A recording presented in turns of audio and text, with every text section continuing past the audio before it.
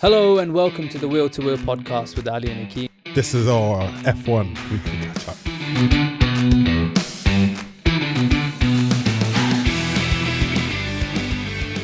What are you saying? You know what? Good. You know what? Like, I'm not saying good in terms of like it was, outstanding. It was just good. Okay. Might as well delve right into it. The race recap.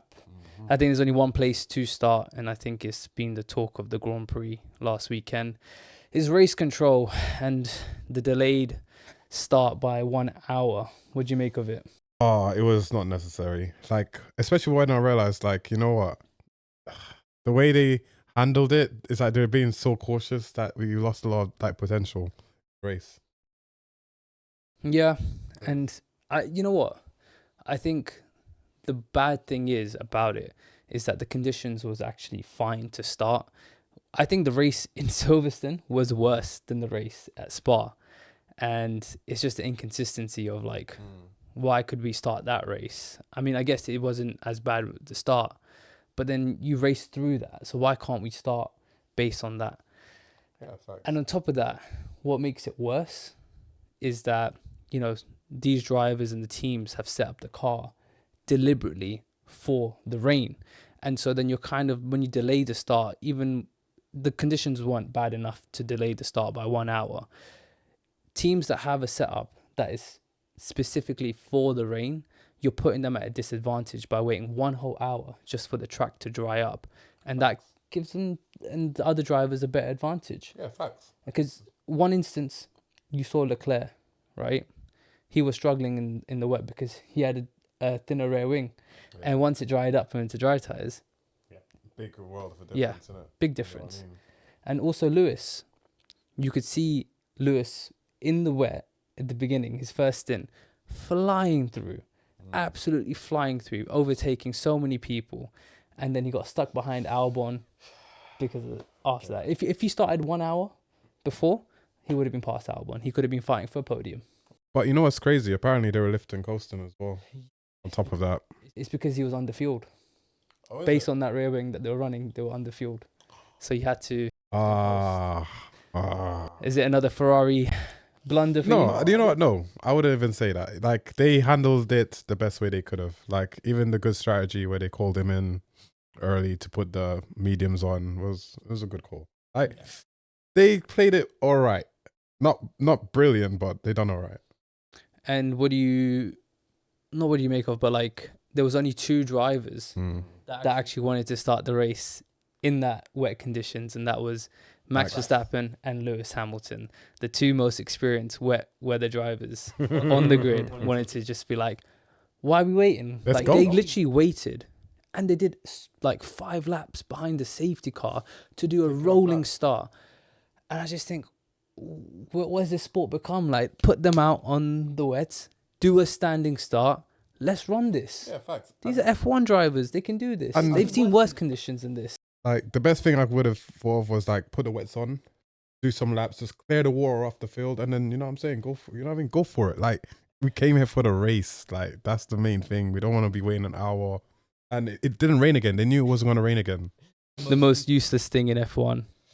The wet tires. I don't know why they have them. Nobody opts to use it. But that's the thing. They have them there. But the fact, I feel like they just don't want to use them because they don't want it. They don't want to race in that wet conditions. I'm just like, what's the point? I know they're pointless tires because you're not gonna race in it. You're not gonna race in those conditions. So wet tires just. Do you remember Brazil last year? Was it Haas? No, just the Grand Prix itself, like how bad the rain was last year. The one that Max won from 17. Oh yeah.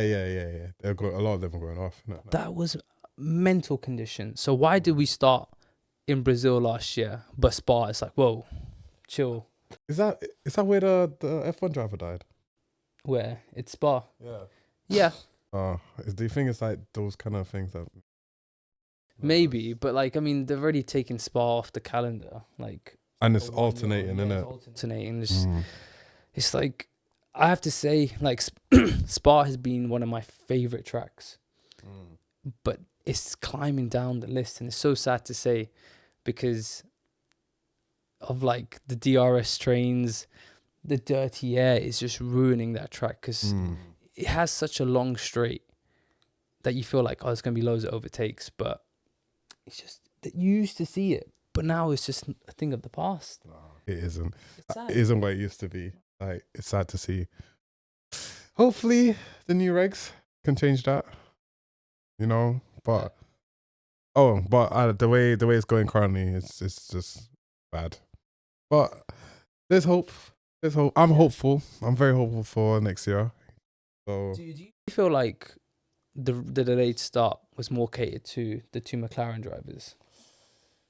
you know what? It's like the way they played it, right? You can actually put it in that favor because it's like the way they're going about asking, you know, and then the McLaren drivers are obviously gonna favor later start. Yeah. It helps them out, and some teams are obviously gonna profit from that as well. So it's like the way they done it is like they really played the teams like in the bad positions. And if you're a team that's set up for the wet weather, if you're a team that had a strategy for the wet weather, all those little things come into play, and it's like it didn't really amount to anything. You could have just had your set time, run it. You know, rain's not gonna come. Run it, like. It's true. Yeah, it's true. It's common sense, and they have all these machines. They have all these things, and it's like, bro, if we can see it, surely you guys can see. You guys have supercomputers. You know what I'm saying. On that note of being on the subject of McLaren drivers, Piastri stretches his championship lead against Norris, starting from second. He catches a slipstream down Eau Rouge. Very well done. Straight, and he takes the lead, and that's all she wrote. Yeah, that was it. Sums up everything for the race, to be fair. No, I mean, you got to talk about Norris slip-ups. I mean, I do feel bad for him in the sense that I think at the beginning his battery wasn't charged up, and then it was a very slow pit stop on top of that. But then everything else is all down to Lando Norris because he had locked up his tires like 2 or 3 times going into turn 1. True. I know he was really pushing to catch up. He was catching, but then you could see that Piastri was holding some back. So even if Norris did get close, I think Piastri would have been able to keep it under control. Yeah. True. And this is where it comes to the point where Lando is like, don't slip up, Lando. This. I thought you were kind of past it, but he still has a lot of these little moments left in him. And if it because he's a fast driver, he's fast. He's got it, but Piastri's just more consistent. But it's the focus. I think Norris is really fast over 1 lap. He's a 1 lap pace kind of guy. But just to have that focus, to keep that consistent pace throughout the whole Grand Prix, I just don't think he has that. He has his moment. He has his moments. I'll give him 2 more races to see. But at the end of the day, I would still say, you know what? Something. You know what I'm saying, at least it's good to see. Yeah, it's good that he still finished second. The championship fight is still alive between the two. And as we're heading into another race week, it is the Hungarian Grand Prix. Oh, your boy. Where Oscar won his first Grand Prix. But it was a sticky situation last year because Norris had the lead and he was really stretching his legs and made a statement saying, catch up first and I'll give you the lead. And eventually he gave it back to him. And yeah, that's when Oscar Piastri got his first win. And now we're heading back there. Do you think Lando Norris can respond? I think so. Like, the thing with Norris is that if his head's in the game, it's like you've got to flip a coin on it. I'll be real, because you don't know what Norris is going to get. But he won he won 2 back-to-back races heading into Spa, and having second place is not the worst result, but he really should have won on Sunday, starting from pole. It's the slip-ups that got me. Like, you know, when there were 2 moments with he had the lock-ups. I was like, you're getting close. And you're taking 2 steps back. It takes 1. That is Lando Norris. That is Lando Norris in a nutshell. Let's start with our predictions for the Hungarian Grand Prix with pole prediction. Pole is going to be Lando. Not Lewis. I'm not betting on him again. It's better when you don't bet on him because I think Should I bet? when Ferrari's like Arsenal, you know, when they're not doing, it's when you least expect it, they just come out with something in it. So yeah, I'm just waiting to see. So you're going for Lando Norris? Yeah. Okay. I am gonna go for another wild one. Oh. That is not a McLaren driver. I'm just gonna do this now, even though it's probably not gonna be true. I'm gonna go with Max Verstappen for pole in Hungary. That's not bad, actually. Yeah, I could see it. And I mean, despite not being able to get a podium, decent weekend for him. Yeah, I can't argue with that. Yeah. Let's go over to our podium predictions. Ooh. Starting with third place, who you got? Third place, I'm gonna say, I think Ferrari boy might be there. Shout out to Leclerc. I didn't mention it before the predictions, but Charles Leclerc has got, I think, 4 podiums in the last 6 races. He's been very consistent, and I think he kind of goes unsung. Like, he's really put in the performances for Ferrari recently. Oh, I'll give it to him. That's why I'm going to put you on third again. You going for Leclerc? Yeah, I'll put Leclerc. Fair enough. I am going to go with Oscar Piastri for third place. Oh. Yeah. I know who won then. I know who we're going to put. Yeah. Okay, who's second for you? All right, second, I'm going to go history round. Let's say Lando. Lando second. Lando second? Yeah. Okay. I'm going to copy you on that one and go Lando Norris second. Okay. And who is going to be your race winner for the Hungarian Grand Prix? Pio Pio. Oh. Pio, fam. You're going for Oscar Piastri? Yeah.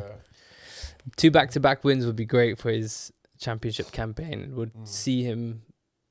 It would be a tough climb for Lando Norris to come back from that. I think if Oscar wins the next one, I feel like he's going to feel a bit more comfortable. Oscar Piastri and Lando Norris will just be climbing that mountain.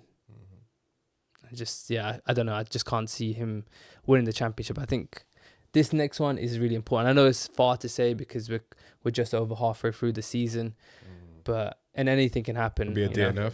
Yeah, of course. And you can have the 2 McLaren drivers coming together. Who knows? In first place, I have Max Verstappen. Jeez. The extra, because you said it too. He's gonna win. No. Hey, nah, he's gonna win it. I don't know. I just think Hungary, like he's good at qualifying this season, and it wouldn't surprise me. I don't think it would surprise anybody if Max Verstappen gets another pole this season. But Hungary is one of those tracks where it's very hard to overtake. So I think that pole to win conversion is very important in this track. So I'm going for my pole to be the winner of this Grand Prix. Wow. Yeah. Pole to victory. Yeah, and I think, I don't know, it's just one of those things where I do believe that Max has got a few more wins in him this season. I think Hungary is just one of them, one of the few ones left. I don't think he's going to win that many this year, but I wouldn't count out Max winning a few more Grand Prix this season, you know? Yeah. He's done it. But no Mercedes in the top 3. Why is that? I don't know with Mercedes. They've been kind of like in their own place. Even when I was watching the races, like George was just in his own race, like 10 seconds from there, 5 seconds back from. It's like you see him at the beginning, and then midway through, you're like, oh wait, what's happening with George? And then Kimi battling the horse. Like Kimi's not having a great time at the moment, but also with George, it seems to be the story of his season where he's just kind of battling himself. It does feel like, I mean, he does obviously have battles with other drivers, but for the most part, it's just him being in his own race. I mean, to be honest, a part of me was like, you know what? He's next to Verstappen. Like, next to Verstappen, but he's just not Verstappen. So he's just. But I've noticed he doesn't catch up to him. He does. I want to see some battles. I want to see him go for it. it'll be, You know what I mean? obviously between those two, it would be very interesting Fiery. battles. But I, you know what I put it down to? I don't think it's down to like him being his own. I think everybody's in their own race, apart from the McLarens. But even the McLarens between themselves, whoever gets pole between the two usually goes on to win it. And we don't get to see any like battles that are like for podiums or for race wins as much because of the tire degradation, because of the dirty air. We're just not seeing that this season. I think it's hard to say that about Russell. I just think that with everyone so far this season, it's just not really seeing that excitement. But how would you say Mercedes compares to the Red Bull car for car? Because I think they're relatively Similar. yeah. So I was saying like on car, like they should be quite close. I think you put these three cars in one category: the Ferrari, the Red Bull, and the Mercedes. I feel like they're all very similar. They're kind of on the same level. Pick your poison. And they're just fighting for third place. That is the highest that they could go for, which is sad, but it is the case for this season. I want to go over to L of the week. Ooh, of a week. Good one.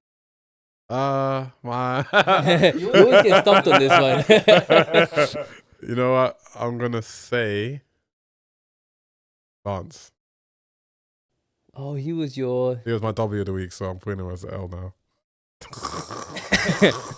Hey, no, I think you should keep with him. You never know. He's been so bad that this might be the one. You know when you. Nah, he had the rain, fam. It didn't pan out. No, there's no rain. Nah, you gotta. Nah, man. Okay. L of the week. Damn. My L of the week was Hulkenberg, which was not bad actually, because he didn't get the points. That was my bold prediction. I wouldn't count on that again, to be honest. I feel like this Sauber was still pretty good, competitive. I think Bortoleto got into the points, so I wouldn't surprise me if Hulkenberg gets in the points again. But my L of the week, I hadn't thought about this one either. I am gonna go.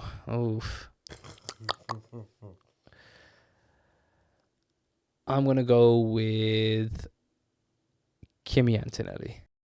L of the week. Yeah, I know he's already taken a few L's back to back. But he's got more left in him, yeah? Yeah, I think so. I think he's got a big one, this one coming up. Wow. Yeah, it wouldn't surprise me. I just think his confidence is low, and he's an 18-year-old boy at a big team, and it's not been going well for him. But it could be another opposite of where like it's been going so bad for him that it's got to turn around soon, right? But I'm actually gonna go with that. He's still gonna continue this form. Sad to say, but yeah. Yeah. Well, let's go on a brighter note. W of the week. Yes, W of the week. I'm gonna throw a wild card here, right? Yuki. Oh, that is a really good. That's a good one. Give me one more chance. What looked like it was gonna be a good race for him because he qualified. Sixth. Yeah, he qualified sixth, but he blamed the team because he wanted to pit a lap earlier than what they told him, which then obviously put him behind the traffic, and then obviously the DRS trains and everything. He couldn't do much. But yeah, that's a really good shout. I think that's very promising. I don't want to copy you, but that's a really good one. I'm actually gonna go with Lewis Hamilton. W of the week. I'm gonna go Lewis Hamilton. All right. I know a lot of people. You know, sing with chess. Yeah, gotta go for it. Lewis Hamilton. I can't say it with chess because it's Ferrari. I just can't say it with chess. But I'm gonna go with Lewis Hamilton. Like he had a very poor qualifying in Spa. Obviously, he had a lot of work to do climbing up the field. Obviously, he did well, but it's only 7th place. You know, if you ask Lewis, he's not gonna be over the moon about 7th place. Wow. So, yeah, I think he's going to qualify better this weekend, and I think he is going to be at least fighting for a podium place. Damn. Yeah. Bro, it's a good bombshell that. On that note, it's a good note to end the video. Thank you everyone for watching, and if you haven't already, please like and subscribe.